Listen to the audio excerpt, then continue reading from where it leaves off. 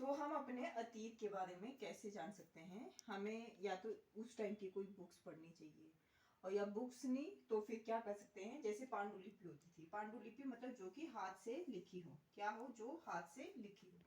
हाथ से लिखे होने का मतलब क्या है कि उसमें वो किस में लिखी जाती थी? ताड़ पत्रों पे लिखी जाती थी, अथवा भुज वृक्ष की छाल पे ये लिखी जाती थी।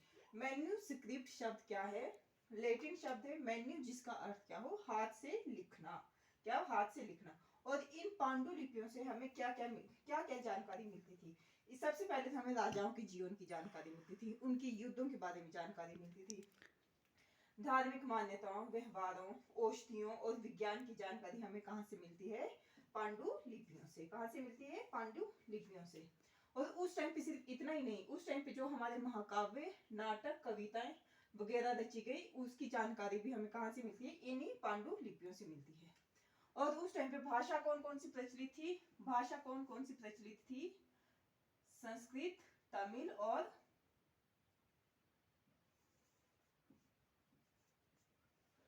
प्राकृत।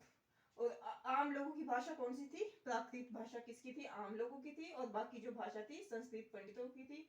और अभिलेख, अब अभिलेख क्या होते हैं? जैसे पांडुलिपि किस पे होती थी? वृक्ष की छाल पर, पेड़ की छाल पे इन्हें लिखा जाता था, ठीक है। और बहुत सारी तो ऐसी नष्ट भी होगी जो कि मतलब जो कि, और मिलती कहाँ ये हमें? मिलती है मंदिरों में और बौद्ध विहारों में हमें ये मिलती है, ठीक है। और अभिलेख क्या होते हैं? पत्थर या धातु पर क्या किए जाते हैं? बनाए जाते हैं, निशान बनाए जाते हैं, लिखा जाता है, पत्थरों पर लिखा जाता है, स्टोन्स पे या धातु पे या मेटल पे इनके क्या किया जाता है? बनाए जाते हैं, ठीक है। और उस टाइम पे जो आर्कियोलॉजिस्ट थे वो किन किन किन चीजों को ढूंढते थे? उस टाइम के औजार को ढूंढते थे, हथियारों को, बर्तन को, आभूषणों को, सिक्के को। और तभी उन्हें पता चलता था कि ऐसे ऐसे उस टाइम पे औजार थे, ऐसे हथियार, बर्तन और आभूषण, सिक्के। और इसके साथ साथ जो आर्कियोलॉजिस्ट थे वो ईंट पत्थर की भी स्टडी करते थे कि ईंट किस साइज का होता था, पत्थर कैसे होते थे, इमारतों के जो भवन ढह गए उनके जो अवशेष बचे उनकी स्टडी करते हैं, या फिर कोई डायग्राम हो, मूर्तियों का अध्ययन हो, ठीक है। या फिर आर्कियोलॉजिस्ट क्या करते हैं? हमारे अवशेष ढूंढते हैं। किसके? जानवरों के अवशेष ढूंढते हैं, पक्षी के अवशेष ढूंढते हैं, मछली के अवशेष ढूंढते हैं, वनस्पति के अवशेष ढूंढते हैं, और अन्न के दाने इत्यादि। ताकि अन्न के दाने इसलिए ढूंढे जाते हैं ताकि क्या पता है? खान पीन का पता चले कि लोग कैसे कैसे भोजन किया करते थे, ठीक है। और फिर हमने देखा कि हमारी बुक का नाम क्या है? हमारे अतीत। क्या बुक का नाम क्या है? हमारे अतीत। अतीत एक या अनेक। अब अतीत का मतलब है कि पास्ट। क्या मतलब है? पास्ट। और पास्ट क्या है? सबके लिए अलग अलग वेरी करता था। जैसे राजाओं का जीवन कैसा होता था? अलग होता था।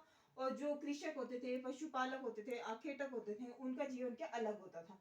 जो कृषक और पशुपालक होते थे या आखेटक होते थे वो अपने भोजन के लिए खुद के ऊपर निर्भर रहते थे, जबकि जो गांव के लोग होते हैं वो भोजन के लिए खुद ज्यादातर खुद पे निर्भर होते हैं, खुद पे डिपेंड करते हैं। लेकिन जो बाहर के लोग होते, जैसे बाजारों के लोग रहते होते थे या जो नगरों के लोग होते थे, वो किस पे निर्भर करते थे?